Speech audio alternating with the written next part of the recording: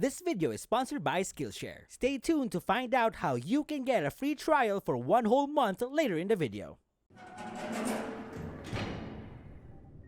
This seems like a weird place to pitch your new movie, DreamWorks. Oh, Universal, relax. Just trust me. Alright, fine. So, got a new movie for me? Yes, sir, I do. Picture this. It's a story about a policeman and his dog. Okay, that sounds cute. They're both in the force, and they work and fight crimes together. I'm listening. But then they get into an accident. Oh no! Oh yes, and the policeman loses his head. Oh, that's the last thing you want to lose. Exactly, and the dog loses his body. Oh, that's awful. So they're dead? Nope. Oh. So, where are you going with this? Instead, what if we took the dog's head and sewed it onto the policeman's decapitated body? What? You're gonna take the dog's head and sew it onto... Sew it onto the man's decapitated body, yes. Yeah, maybe we don't do that. Too late! Hello. This is why I like Illumination more than you, DreamWorks. I feel good. Super fly, super good, shoulda, coulda, knew I was. So I just saw DreamWorks' Dogman, and... yeah. Look, guys, I just know I'll get flack over this, but hear me out. For me, there's a fine line between enjoying a family movie and finding yourself watching a film simply not made for your demographic. And boys, Dogman was not made for my demographic. Was it good? Yeah, sure. In a way. But I can tell you right off the bat, the movie isn't really for me. It was 100% intended and definitely made for a much younger audience. Don't get me wrong, I'm not saying it's bad. I had fun. Dogman had a lot going on for it. I mean, I did find myself laughing at most of their jokes, so that's something. The quick, snappy dialogue, the fast-paced gags and cutaways, and the characters' interactions with one another were pretty fun, and it worked really well. Pete Davidson was also pretty good as Petey. That was a surprise. What else? Visually, it does look unique. I like how they captured the essence of the comics and translated it well in animated form. I liked the little family dynamic they had going on near the end of the movie. That was something. Let's see, what else? I liked that the movie was only an hour and 30 minutes long. Yeah, I have no idea what else to say. Look, let me just get this out of the way. The movie, it's all over the place. I'm sorry, guys. I didn't really feel this one.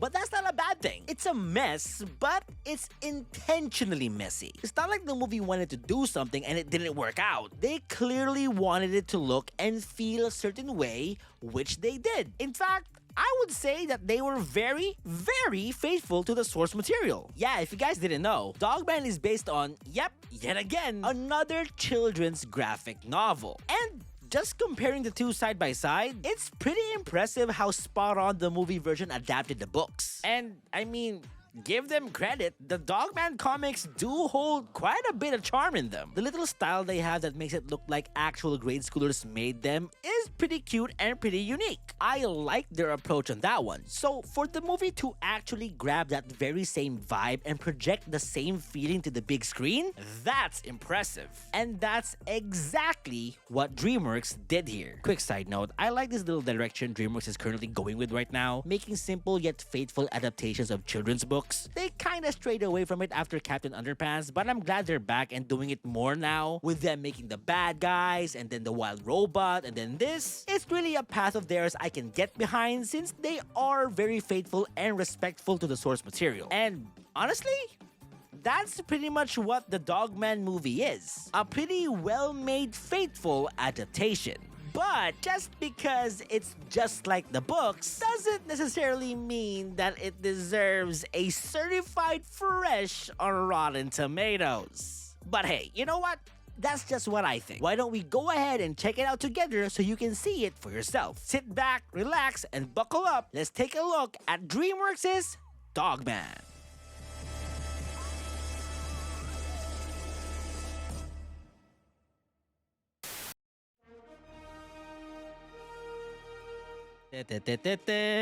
Bum bum.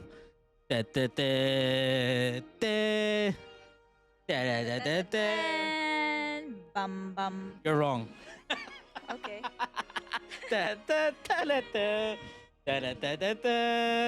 Bum.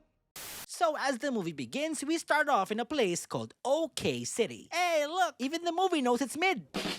We're dropped into a police chase featuring a policeman named Knight and his dog, Greg. And here we get to meet one of the villains of the story, Petey the cat. Or as Knight calls it, Where are you, Petey, the world's most evilest cat? all right, let's calm down there, buddy, okay? You ain't gonna find him by just doing that. Ah, never mind. They found him by doing exactly that. Also, this joke. Get it? A box of bees! Bullshit! These guys are nothing. Yeah, but what if they combine their skills? Well, I'll just make sure that never happens. Well, do I have some news for you, buddy? Knight and Greg would get into an accident involving a bomb, which would leave Knight losing his head and Greg losing his body. And I'm being dead serious here. This is a shot-for-shot carbon copy of Dogman's origin story. I am not kidding you. This legit happens in the book.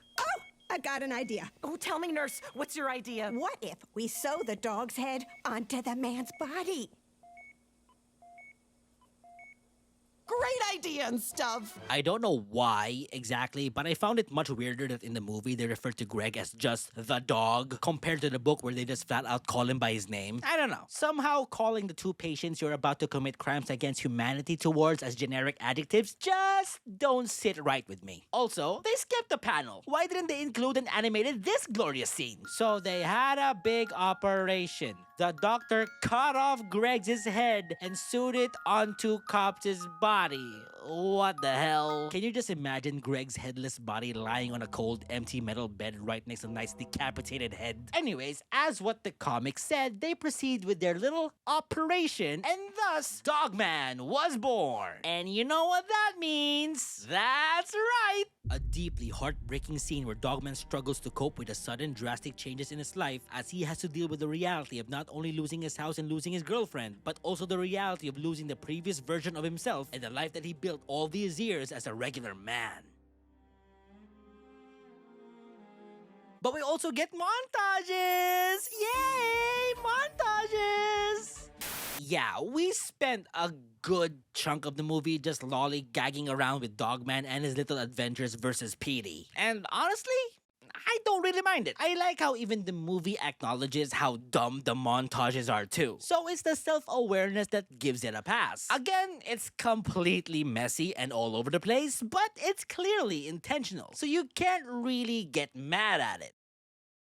For the most part. So, fast forward to the movie, we're introduced to a character named Flippy the Fish. He's dead, but some scientists wanted to examine his brain because apparently, back in the day, Flippy was super smart and had psychokinetic powers.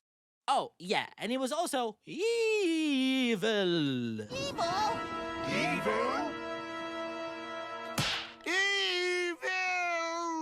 So not soon after, Petey would get wind about Flippy and would devise an evil plan to obtain the body, resurrect it, and program Flippy into destroying all do-gooders, which includes Dogman. Terrible. Horrible billboard, by the way. Too much open space, no main hook, nothing to catch the eye, no advertising whatsoever. 1 out of 10. Come on, guys. Do you or do you not want to sell your product? Huh? Shame on you. Pickle Pete. Pick a pack of pickled pepper looking ass. Hey, don't pressure me. I'm doing my best. It's not my fault that I don't have the skills of a professional graphics designer. Well, you gotta find a way quick because if you keep this up, you'll be out of business pretty soon. Oh my goodness, if only there were an online, convenient, and user-friendly platform to help me learn these important and valuable skills. This video is sponsored by Skillshare. Skillshare is the largest online learning community that offers thousands of classes in countless categories, ranging from animation to photography to film, or that's right, even in graphic design. Skillshare is the platform just for you. I'm currently trying to make the switch from Premiere Pro to DaVinci Resolve, and it's been a much easier transition ever since I joined this super helpful class called DaVinci Resolve, the video editing workflow by Fred Trevino. It's well made, precise, and super detailed. Best part is that each lesson barely hits 20 minutes. In fact, the entire class clocks in at just an hour and 30. But that's not all. There are hundreds and thousands of classes that I'm definitely checking out, and I know that 100% you would too. They have classes on being a content creator, video production, animation, and so much more. So if you're interested, you can join the millions of members already learning on Skillshare today with this very special offer just for my viewers. That's right, a special offer specifically for you. Yeah, you, the dude who has me casually playing in the background. Because the first 500 of my subscribers to use my link in the description down below will receive a 1-month free trial of Skillshare. Yep, 1 whole month. Completely free. Get access to over 25,000 classes for an entire month without spending a dime. All you have to do is click the link down below and join Skillshare. And remember, only the first 500 subscribers will get it for free. So what are you waiting for? Go get it while it's hot. Come on, guys. It's 1 month for free. An entire month. I know you wanna. Click the link in the description and give it a whirl. And thanks again to Skillshare for sponsoring today's video. So Petey manages to steal Flippy away from Dogman and plans to revive him by throwing him into the nearby living spray factory, which is apparently a thing in this universe and not an act of God in the most unholy form. But weird enough, before Petey could do all that, the movie kinda puts this whole plot line on a shelf and proceeds to start with a brand new plot line. So Petey ends up cloning himself, right? But turns out he overlooked a couple of steps and he ends up with a mini version of himself called Little Petey. And he is adorable.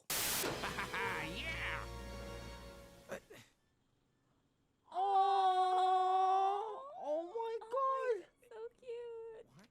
Papa! Oh my god, it's adorable. Later in the movie, Little Petey would screw up Big Petey's evil plan though, so Big Petey would have no choice but to give Little Petey away. This basically leads to Dogman saving Little Petey from getting pancaked by a truck and pretty much, I guess, adopts him as his own. So, like, with this dynamic, does Little Petey count as an adopted pet or an adopted child? Dogman and Little Petey would end up spending some quality time together, but that all ends when Petey finds out and, with a slight change of heart, takes Little Petey back. Oh, yeah, and also Petey creates this robot named ADHD who becomes a pretty big deal later in the movie, so put a pin on that. Also, there's this weird extended sequence of Dogman trying to find Little Petey, and where is he the entire time? He's just with Petey, just hanging out, chilling. I mean, there's this little subplot about Petey meeting his dad and everything, and his dad is a dick, so that happened.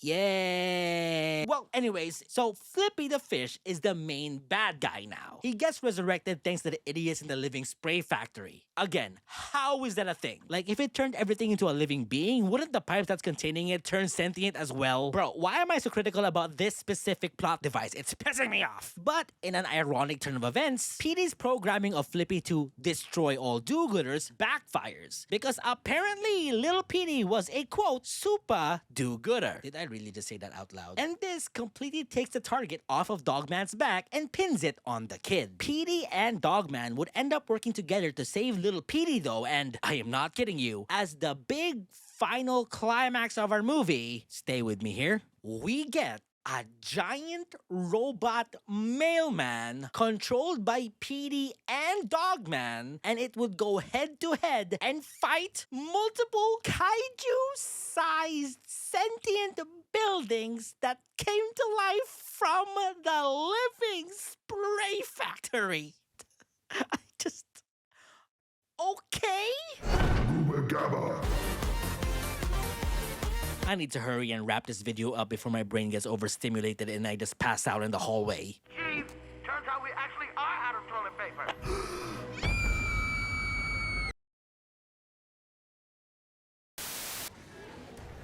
To break the store, I mean, if you break that building, it's gonna release more gas. Right? See right there, I did exactly what I said. Gooba gaba, gooba gaba, gooba Wait, so all gaba. of the buildings are alive? Yeah, they're turning alive now. Why? What happened? Because of the spray, the life Oh, spray. okay, I I said see. it. Oh, by the way, remember that pin we had earlier about ADHD? Well...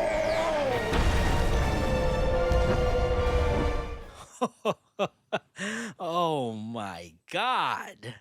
What a mess. Fun fact, they didn't have time to evacuate the building, by the way. There are actual tenants still trapped in there. They might be dead.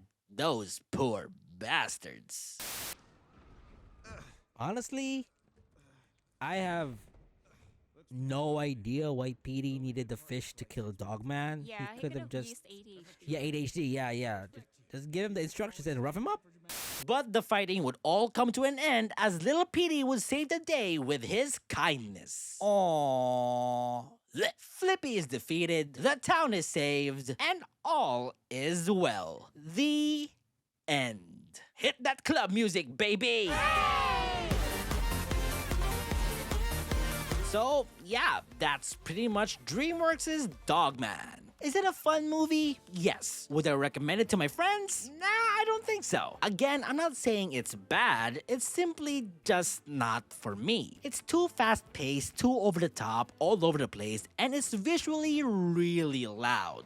If that makes sense. A lot of stuff is happening for the majority of the time, and the movie doesn't really give you much time to breathe. The story is also pretty generic and bland, and the side characters aren't really a bunch I'd write home about. Granted, the movie is funny. There were multiple scenes and jokes that got a legitimate laugh out of me, but overall, there's just a lot going on that it tends to be a bit distracting for me. Dogman is clearly a movie made for a particular set of audience, and I get it. If you love this movie, good for you. People just have a different kind of taste, and sadly, this just wasn't mine. Overall, Dogman stays true and faithful to his source material, but fails to establish a good middle ground for the casual viewer. Which is why I'm giving DreamWorks' Dogman a good old 6 out of 10.